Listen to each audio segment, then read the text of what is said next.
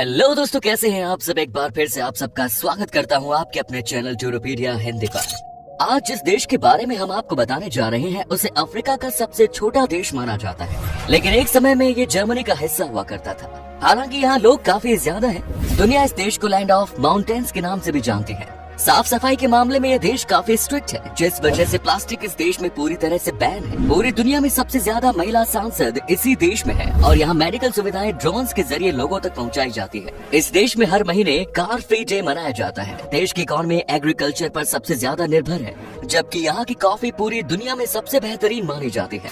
इस देश में गोरिल्ला की आबादी सबसे ज्यादा है। ये देश चारों तरफ से पहाड़ों से घिरे होने की वजह से दुनिया के सबसे खूबसूरत देशों में गिना जाता है। दोस्तों, आज हम बात कर रहे हैं रवांडा देश की, तो देर किस बात के अपना सीट बेल्ट बांध लीजिए अच्छे से और निकलते हैं अफ्रीका के सबसे खूबसूरत देश रवांडा के एक शानदार सफर पर। दोस्तों, सबसे पहले बता दें कि रवांडा की ऑफिशियल नाम है Republic of Rwanda. Middle east Africa में बसा एक छोटा सा देश है। ये देश इतना छोटा है कि भारत देश का केरल राज्य भी इसके आगे बढ़ा लगता है, लेकिन इसके बावजूद गाम्बिया, एस्वातिनी और जिबूती के बाद अफ्रीका की मुख्य भूमि पर रवांडा चौथा सबसे छोटा देश है। जबकि आबादी के लिहाज से रवांडा दुनिया का सबसे 76वां सबसे बड़ा देश है। रवांडा देश पश्चिम में कांगो रिपब्लिक, उत्तर में युगांडा और तंजानिया और दक्षिण में बुरुंडी से घिरा हुआ है। रवांडा की ऑफिशियल लैंग्वेजेस है फ्रांसीसी, किन्यारवांडा, अंग्रेजी और स्वाहिली। किन्यारवांडा को यहाँ की पहली मुख्य भाषा माना जाता है, लेकिन देश में बहुत सारे शरणार्थी होने की वजह से यहाँ लगभग ये चारों भाषा ही बोली जाती है। फर्स्ट वर्ल्ड वॉर के बाद रवांडा बेल्जियम साम्राज्य का हिस्सा बनने से पहले तंजानिया के साथ जर्मनी का हिस्सा था। रवांडा 1 जुलाई 1962 को बेल्जियम से आजाद हुआ और ये देश हर साल 1 जुलाई को अपना इंडिपेंडेंस डे सेलिब्रेट करता है।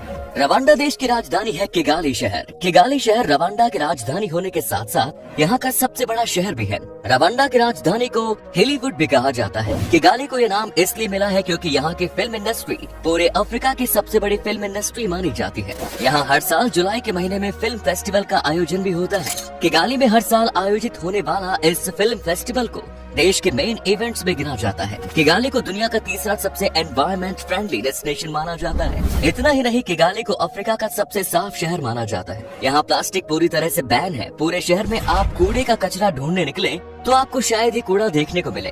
सिर्फ किगाली में ही नहीं बल्कि पूरे रवांडा में ही प्लास्टिक बैन है। 2016 के बाद किगाली ने कार फ्री डेज की शुरुआत की थी ताकि लोग फिजिकली फिट रहे और ऑटोमोबाइल्स में से कार्बन इमिशन कम हो।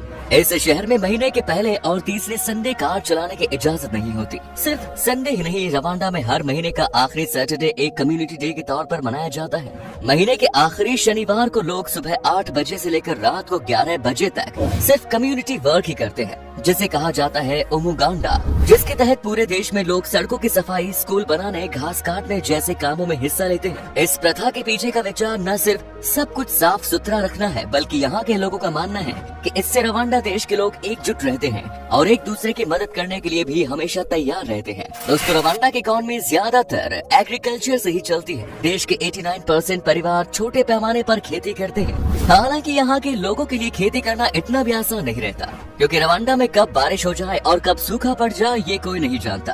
किगाली कॉफी एक्सपोर्ट करने के मामले में सबसे आगे है। ये शहर 23.2% कॉफी पूरी दुनिया में एक्सपोर्ट करता है। रवांडा की कॉफी ब्राजील, इथियोपिया, निकारागुआ और कोस्टा रिका के मुकाबले काफी अच्छी मानी जाती है। अपने डार्क और फ्रूटी फ्लेवर के लिए दुनिया भर में जाने जाने वाली रवांडा कॉफी बहुत ज्यादा पॉपुलर है।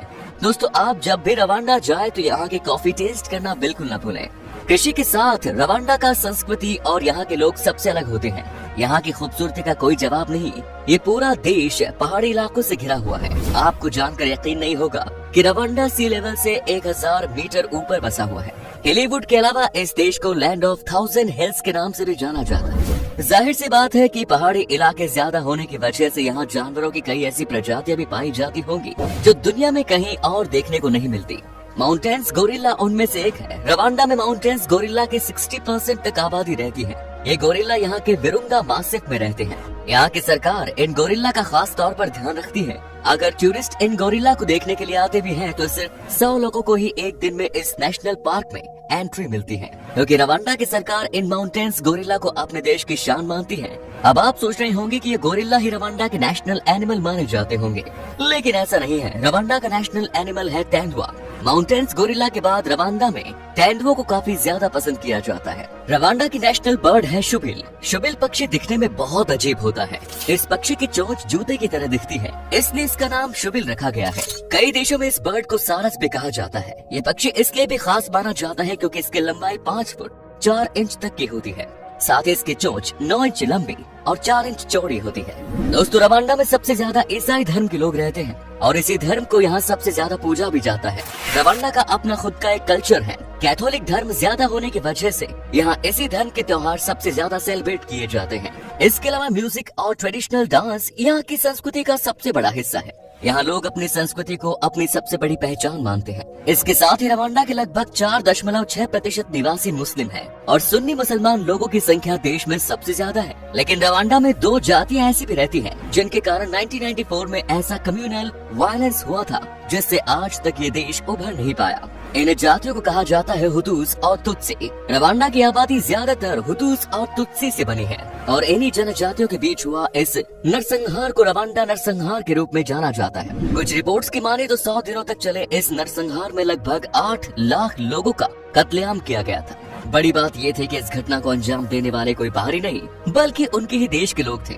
इस नरसंहार यानी कम्युनल राइट्स में फ्रांस को भी जिम्मेदार माना जाता है, क्योंकि इस घटना में ऐसे हथियारों का इस्तेमाल किया गया था जो कुछ ही देश की सेना के पास होते हैं और कहा जाता है कि रवांडा में ये हथियार फ्रांस द्वारा ही भेजे गए थे। इस घटना को आज तक इतिहास के सबसे बड़े नरसंहार के तौर पर भी जाना जाता है। दोस्तों, इस घटना को छोड़ दे तो रवांडा देश से जुड़े और भी कई रोचक बातें हैं, जैसे कि अगर आप इंडिया से हैं तो पार्लियामेंट में आप लोगों ने मेल मेंबर्स को ज्यादा देखा होगा।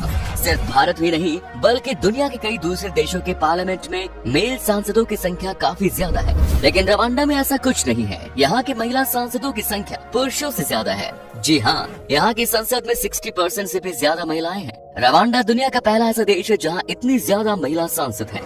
इसके अलावा रवांडा देश अपने लोगों तक ड्रोन्स के जरिए मेडिकल सुविधाएं पहुंचाता है और इस सुविधा की शुरुआत 2018 में हुई थी। रवांडा के गांव इलाकों में रहने वाले लोग बस डॉक्टर तक लिखकर अपनी जरूरत की दवाइयां और दूसरी मेडिकल सुविधाओं को ऑर्डर करते हैं और डॉक्टर ड्रोन्स के जरिए इसकी डिलीवरी करते हैं। रवांडा देश की कॉफी के बारे में तो पहले बात हो चुकी है, अब बात करते हैं रवांडा देश की शहद की। कॉफी की तरह ही रवांडा का शहद दुनिया का सबसे बेहतरीन शहद माना जाता है। रवांडा के अकागेरा नेशनल पार्क के पास सबसे ज्यादा शहद बनाने का काम किया जाता है। यहाँ का शहद इतना टेस्टी होता है कि दुनिया के कई देशों में इसकी डिमांड काफी ज्यादा रहती है। रवांडा में तो कई ऐसी खाने की चीजें हैं जो इस शहद के बिना अधूरी है, जैसे कि यहाँ की आइसक्रीम। रवांडा में आइसक्रीम के बिना शहद काफी कम लोग खाते हैं। चाहे कुछ भी हो जाए, लेकिन अपनी संस्कृति और अपने कल्चर को रवांडा के लोग कभी नहीं भूलते। यहाँ सारे त्योहारों का काफी धूमधाम से सेलिब्रेट किए जाते हैं और यहाँ के हर त्योहार में रवांडा की संस्कृति साफ देखने को मिलती है। सबसे अच्छी बात यह है कि आप लोगों भी रवांडा जाकर वहाँ के त्योहार का हिस्सा बन सकते हैं। यहाँ एक मंडली है जिसने पूरी दुनिया में रवांडा की म्यूजिक को पॉपुलर बना रखा है। वैसे तो इस देश में कई बड़े कार्यक्रमों का आयोजन किया जाता है, लेकिन रवांडी संस्कृति में सबसे महत्वपूर्ण पलों में से एक बच्चे का जन्म होना। बच्चे के जन्म के बाद नामकरण के लिए रवांडा में बड़े कार्यक्रमों का आयोजन किया जाता है। इस दौरान लोग अपने संस्कृति से जुड़े कपड़े पहनते हैं, नाचते हैं और परंपरा से जुड़ी हर चीज करते हैं। इसके अलावा रवांडा का एक और बड़ा इवेंट है क्विटा इजीना, जो हर साल सितंबर के महीने में आयोजित की जाती है। दोस्तों, ये तो सभी को पता है कि कोई भी त्योहार और किसी को भी देश का कल्चर वहाँ के खाने के बिना तो अधूरा होता है। रवांडा देश के खाने की बात करें तो कसावा यहाँ के सबसे पॉपुलर फूड में गिना जाता है। कसावा के अलावा कॉर्नफ्लोर से बनी उगाली डिश भी रवांडा में काफी पसंद की जाती है।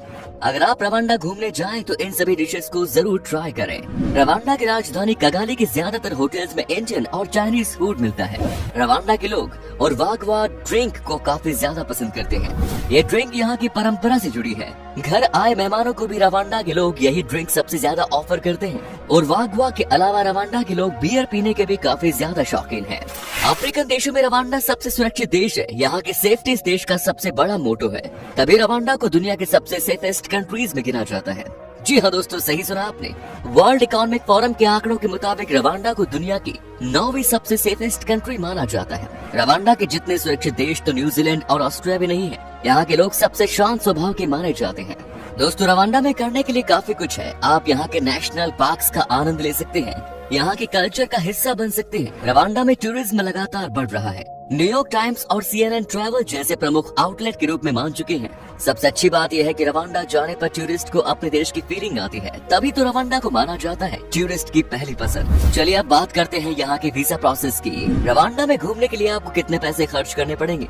आपको बता दें कि आपके पास अगर सारे डॉक्यूमेंट्स मौजूद है तो आपको वीजा लगभग 7 दिन के अंदर मिल जाएगा। और अगर आप टूरिस्ट वीजा पर इस देश की यात्रा करते हैं तो इसकी वैलिडिटी होती है 30 दिन। दोस्तों अगर आप अकेले हैं तो आपको रवांडा घूमने के लिए 7 से 8 दिन में लगभग 80 से 90 हजार रूपए खर्च करने होंगे। रवांडा की करेंसी है रवांडन फ्रैंक, जिसकी वैल्यू लगभग 0.072 भारतीय रुपीस के बराबर है। तो दोस्तों ये था पहाड़ों से घिरा हुआ खूबसूरत देश रवांडा। कैसा लगा बताइए कमेंट्स में। क्या कभी आपने विजिट की इस देश की, और अगर की है तो आपका एक्सपीरियंस हमारे साथ शेयर करें। उम्मीद है आपको ये एपिसोड पसंद आया होगा। वीडियो को लाइक कीजिए, अपने दोस्तों और रिश्तेदारों के साथ शेयर करना ना भूलें। हमारे चैनल को भी सब्सक्राइब जरूर करें। वीडियो को अंत तक देखने के लिए शुक्रिया।